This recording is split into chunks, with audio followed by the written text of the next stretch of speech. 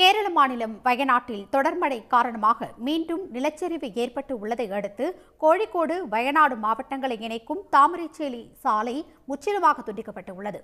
இதையடுத்து அங்கு சீரமைப்பு பணிகள் முழுவீச்சில் நடைபெற்று வருகிறது. கூடுதல் விவரங்களுடன் இணைகிறார் செய்தியாளர் சந்தோஷ். விவரங்கள். கோழிக்கோட்டிலிருந்து வயநாடு செல்வதற்கும் அதே போல கூடலூர், மைசூர் உள்ளிட்ட பகுதிகளிலிருந்து கோழிக்கோடு செல்வதற்கும் ஒரு முக்கியமான ஒரு பாதையாக இருப்பதுதான் இந்த தாமரைச்சேரி மலைப்பாதை. இந்த மலைப்பாதையில தான் தொடர்ந்து பெய்து வந்த மழை காரணமாக 9வது கொண்டை ஊசி வளைவு அருகே நேற்றைக்கு இரவு பாறை மற்றும் மண் மரங்கள் சரிந்து விழுந்து மிகப்பெரிய அளவில் ஒரு போக்குவரத்து பாதிப்பு ஏற்பட்டது.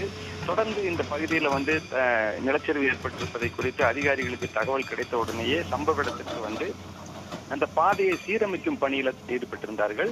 தற்பொழுது தொடர்ந்து அந்த பாதையை சீரமைத்து விரைந்து அந்த பணிகளை முடித்து அந்த பாதையில மீண்டும் போக்குவரத்து துவங்குவதற்கு தேவையான நடவடிக்கைகளை மாவட்ட நிர்வாகமும் நெடுஞ்சாலைத்துறையும் இணைந்து செயல்படுத்தி வருகிறார்கள்.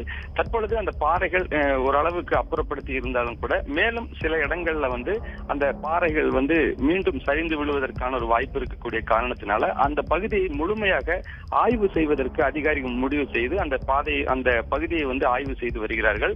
இதே போல தற்பொழுது அந்த பாறைகள் முழுமையாக அப்புறப்படுத்துவதற்கு இன்று மாலைக்குள் இந்த பணிகளை முடித்து அந்த பகுதியில் மீண்டும் போக்குவரத்தை சீர் செய்வதற்கு தேவையான நடவடிக்கைகளை அதிகாரிகள் எடுத்திருக்கிறார்கள்.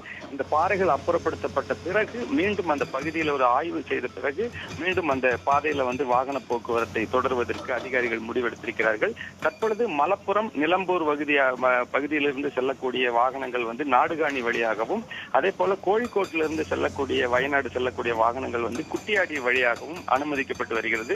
விரைந்து இந்த பணிகளை முடிக்க அதிகாரிகள் திட்டமிட்டு பணிகள் செயல்படுத்தப்பட்டு வருகிறது. விவரங்களுக்கு நன்றி சந்தோஷ். உடனுக்குடன் செய்திகளை தெரிந்து கொள்ள சன் நியூஸ் பெல் ஐகானை கிளிக் பண்ணுங்க.